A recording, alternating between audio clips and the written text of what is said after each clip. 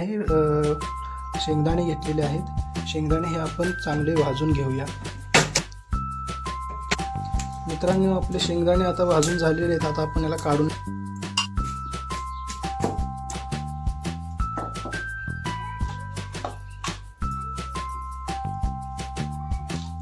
आपण आता अर्धा शेंगदाण्याचा कूट काढून घेतलेला आहे.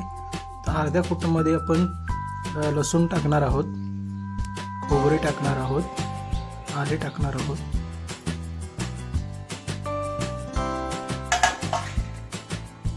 आणि त्याचा मसाला तयार करायचा आपल्याला.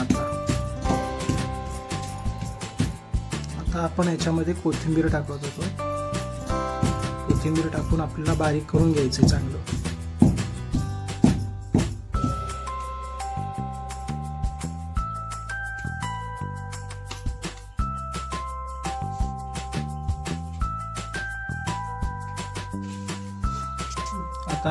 आपण आता घरगुती चवीपुरतं मीठ टाकायचं आहे. हे व्यवस्थित मिक्स केल्यानंतर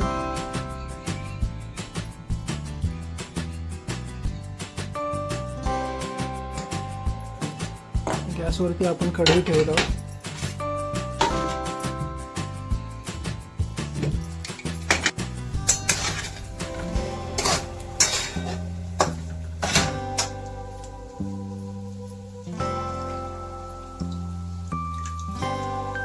हे पण आधी पण थोडं मीठ टाकलं होतं, आता थोडंच टाकणार आहोत. चवीपुरतं 1.5 ग्लास पाणी टाकणार आहोत. परतून घेऊयात वांगी.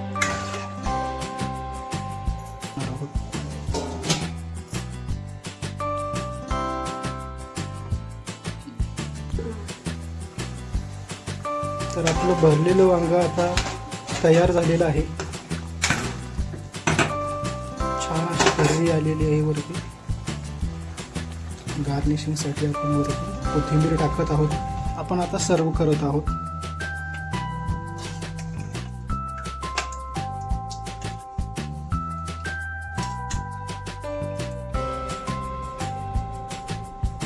हे आपण ऑप्शनल म्हणून फळ घेतलेले आहे, ड्रॅगन फ्रूट, आणि सलाद आहे. तर चला, आता मम्मीला आपण ताट वाढलेले आहे.